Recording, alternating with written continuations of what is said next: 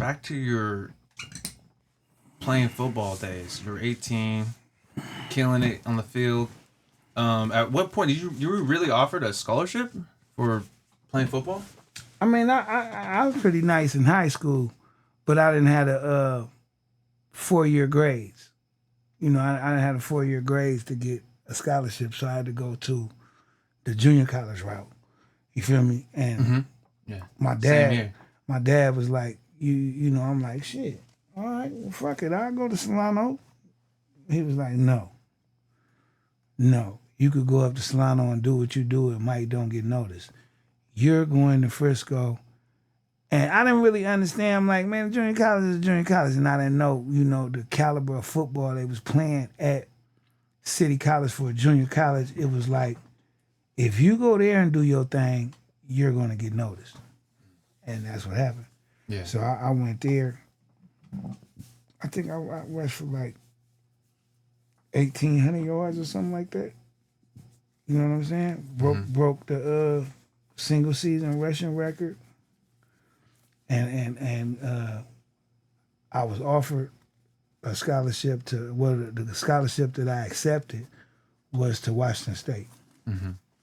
But it was like, it wasn't like now with the, what you call that shit? NIL and all that shit. Yeah. Back then, it wasn't nothing. They wasn't going for it. You know what I mean? You better not have no income. Yeah, because you're saying that they had stipulations where you couldn't accept your deal. Them NCAA. Your sign-on. Guys, I mean, you gotta think about it, right? When you look back, I don't know if you're familiar, but like Reggie Bush, you know, some of the athletes that, how they stripped him of the Heisman after the fact. Yeah. Because now they done came back with proof that you was getting money from the boosters and shit. You know, they felt like if you get a full ride scholarship, we paying for your dorm living, your books and all this shit, but you know, you might be walking around the goddamn campus and all of that. You might, I ain't got no car or whatever, you know, I'm living in a dorm or whatever. So if you really one of them type of dudes for the school, the boosters or, you know, alumni, motherfucker being looked out for you, you know, through your bag or something, you know what I mean? So a lot of it had to be under the table. So far as just by the rules, NCAA, you couldn't even have a job at McDonald's. And they just recently changed that, I think, in like 2020. As far as like the NIL deals and shit, that's just opening up where the those athletes, they could have an income. And so eventually, so what is the time between you playing and not releasing your album, but then and then in between where you link up with Khayree and you have that deal that messes with your scholarship? Like how did you go from playing football to having that deal with Khayree? I played football, right? And the whole time I'm playing football, you know, I'm rapping, but people around me that's involved with rap and music, out of respect for my daddy, you know, on some Crest shit. Everybody in the Crest know, nigga, Big Mage trained Dubee for sports. Dubee played baseball over, Dubee played football. Dubee might play winter ball baseball while football is still playing and he playing both. Now he finna play basketball at the boys club. But, you know, as far as my dad, he knew the Crest was, you know, the type of neighborhood. It was his shit. My daddy from the Crest. It ain't like he moved him to the Crest and bought a house. He, you know, both of my parents was born and raised in the Crest, so you knew what was outside of our door. You feel me? So my daddy would try to have me in as many sports, you know, so I wouldn't just have an idle time to get sucked up in the hood shit. So a lot of, you know, the rap community would be like, out of respect for my daddy, like, you know, Lil Maze finna rap. I mean, Lil Maze finna play sports or whatever, you know. You were super athletic. Yeah, so it was like, I mean, you were breaking records, right? I mean, yeah, I mean, I did my last year, I broke OJ. Well, I broke the Russian record, but I mean, I didn't break no records in high school. I put up decent numbers, like what, 1,500 yards as a senior. You know, led the league and all that shit. But I'm just saying, you know, it was like, okay, that's why we think he really finna go play. He finna play sports, man. His daddy ain't, you know. So it was like, motherfucker wasn't really checking for me. You know how they say, they wasn't checking for you. Ain't nobody checking for you. Wasn't nobody really checking for me for rapping, right? Okay, because they people saw you as like, oh, Dubee, he's a all-star athlete. Yeah. So, Khayree had put out, you know, been involved with putting out the Mac. He was involved with putting out Dre. He was involved with putting out Maul. So, you know, shit, Khayree was just like sports. A talent scout. Khayree, what's up? Drop some dope on these fools. So he knew it was, okay, boom. He did his thing with Maul. Maul Springboard signed a solo deal. So now Khayree signs a label deal. But his last rapper was Mac Maul. He gone. You got a label deal with no label. The Young Black Brotha label was Ray Love, Young Lay, then Dubee. Oh, okay. You feel me? And this is all after what? Not Illegal Business. Well, I think it is. Mike Mall's first album is Illegal Business, the Sick With This album, right? Yeah, so, because the second one is Untouchable. So, yeah, after Illegal Business. Because I'm sick with this. I'm sick with this. Sick with this. I'm sick with this. And the Young Black Brotha as a label signed to Atlantic, that's when that came. Does DJ Cease link you with Khayree? Is that what happened? No. Or how did you? Because see, DJ Cease was already. He just put you on the radar. Linked. He put you let you. Not necessarily. Perform. To be honest, Sleep Dank linked me with Khayree. Oh, okay, calm it down. Okay. Yeah. Sleep Dank. Another player with a T Love and another one to Sleep Dank. Okay. Because me personally, right, I was on hood shit. So it was like, okay, on some hood shit. At that point, I didn't understand, like, if you got a label or whatever and you sign me to your label, you are paying for me to make music, to make you money. You're not paying for me and my crew. So I didn't, you know, I was young. I didn't understand that. So at looking at Mac Dre in the romper room, you know, I'm looking at certain shit where it's like, you know, I'm looking at the picture, but from not having an understanding that Khayree need Dre at the show. The romper room is extra. But on some street shit, nigga, you know you going by yourself? You know that ain't how we move. You know you want your niggas there, period. You going to do this, you want your niggas there. So it's the balance. Yeah. And far as the label might be like, man, okay, well, if we pay for them to get here, it's going to come out your money or whatever. Didn't understand none of that. You know, so the first, like, model of it was Mac Dre and the Romper Room. Then when Maul got signed, I'm a Sesame Street nigga. So we got a crew of our own that's like, hold on, man, how you got Maul over here? Like, nigga, the crew supposed to be there with Maul. Nigga, we supposed to be on stage behind Maul. The fuck you talking about? And then this nigga he trying to pull this same shit. Fuck Khayree. And I don't even know Khayree. Yeah. You know, but this is how I'm looking at it. So growing up, I'm like, I need to find another way to get on besides this nigga, because this nigga is not finna pull me or separate me from my crew, because I seen how, like, it began to cause problems because of the things that we not knowing, and we wasn't mature enough to even look at it like that. You know what I'm saying? We not understanding. Y'all tripping like y'all supposed to be with Maul everywhere. You fucking up Maul opportunities.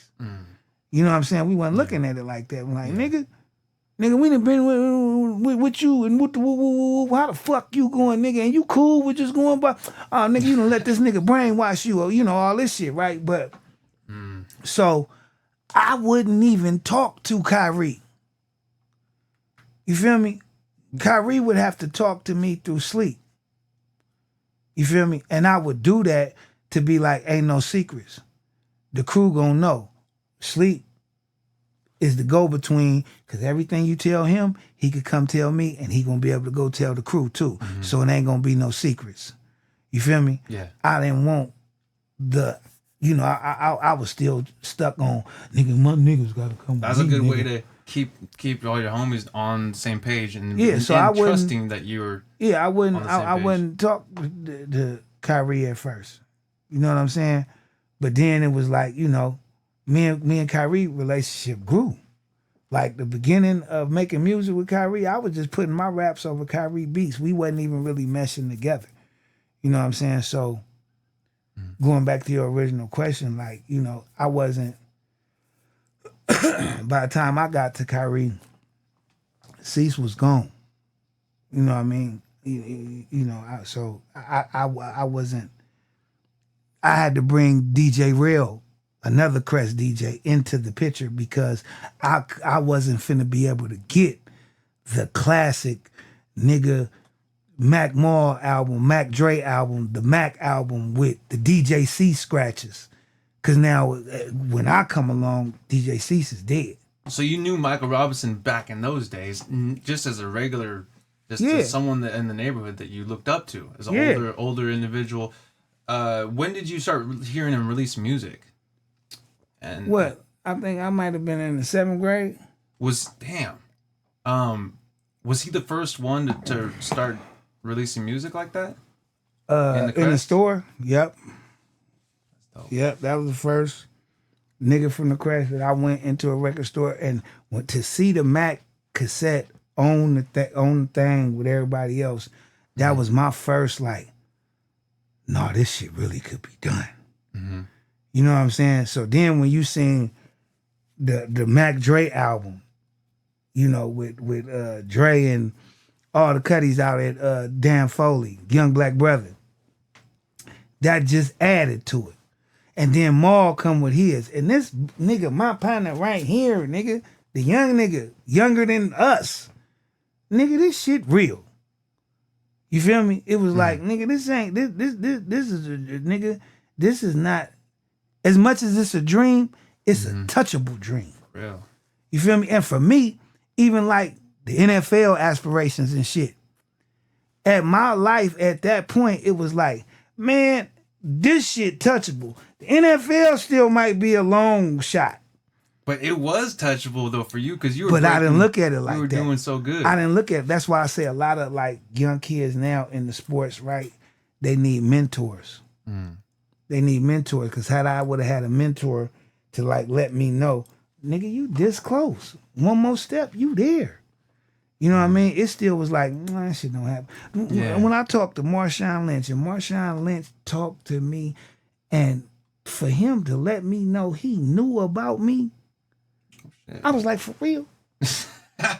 I was like, nigga, if I would have knew at my age, like what Marshawn Lynch means to a ghetto athlete, he is the poster child for hood success because his dedication to his craft, Marshawn Lynch never had to not be Marshawn Lynch. Mm-hmm. Yeah. You feel me? Yeah, he's just himself, even in all the commercials. Period. That's him. But that him is what got him to where he got to. So some young athletes need to know, yo, ghetto, oomph, that's what the motherfuckers don't got. That's your edge. And keep that. Don't let nobody breathe that out of you. You have to, you know, Marshawn Lynch could show a younger nigga how to train it and reframe it and keep it. And don't, you know, you got to keep that so when it's time to let it out, you got it in you. Don't let it get breeded out like, oh, I have to be a nerd, or I have to be, that's what I thought. Like, man, ain't no nigga like me finna. And all the Vallejo niggas that I knew who had went up to Washington, I'm like, they don't even got like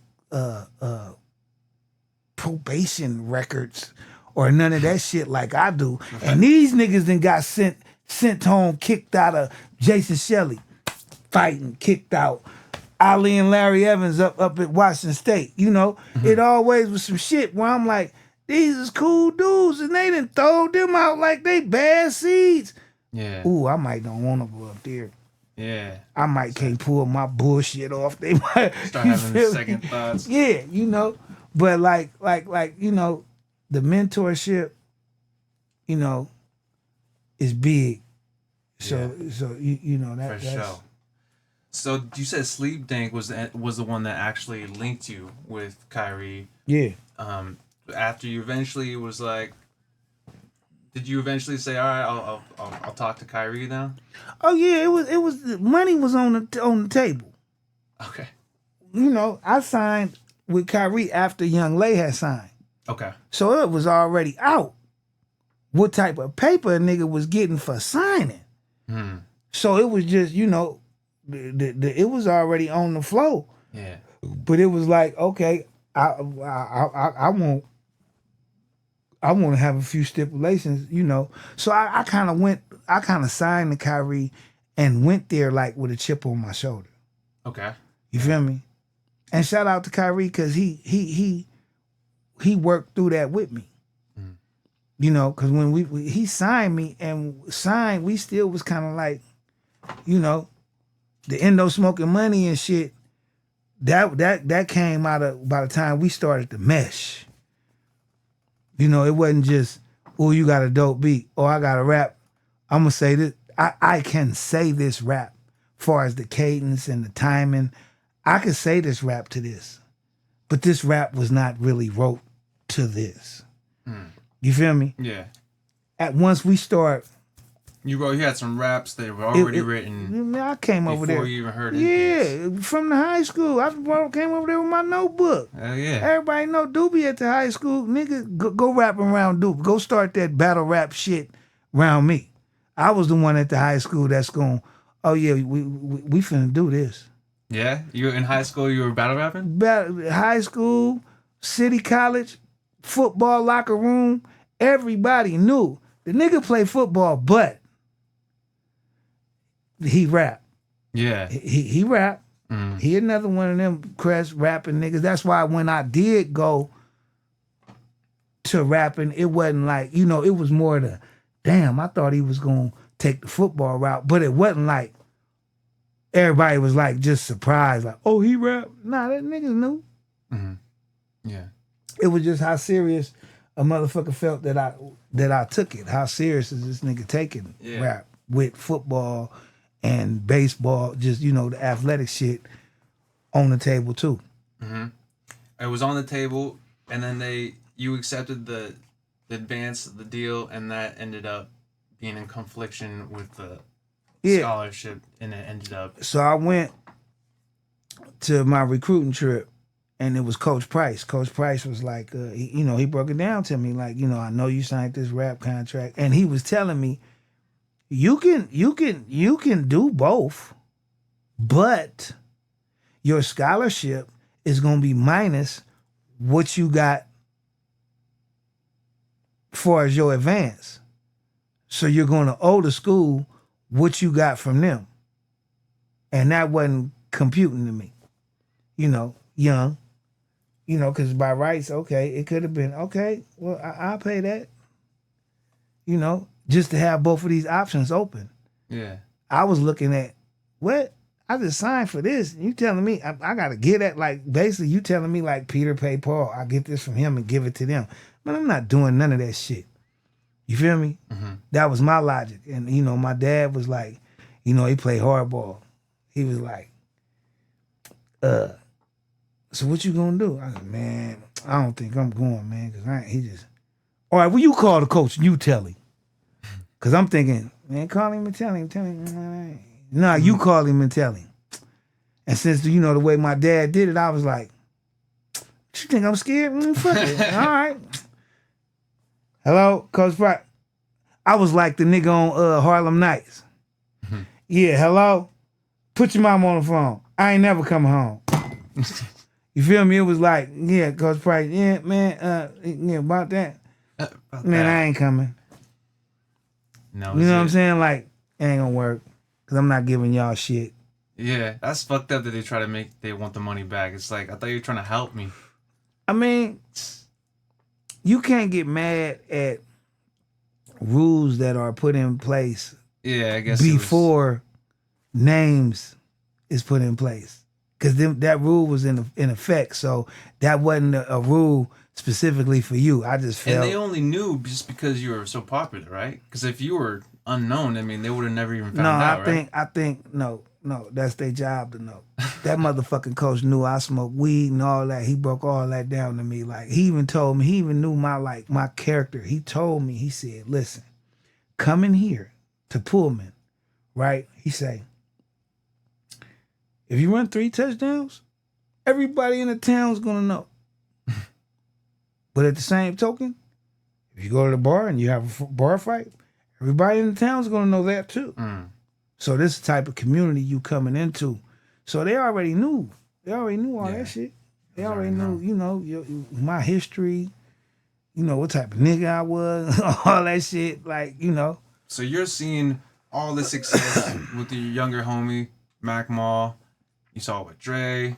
You see it with Young Ray Love. So you're like, shit, it's gonna go. Yeah, and it's like, shit. So I'm over here with the guys. Yeah. Let me get my turn. Let me see what I'm gonna do. So you placed the bet on yourself at that point. Yeah, right? pretty much. That's what's up.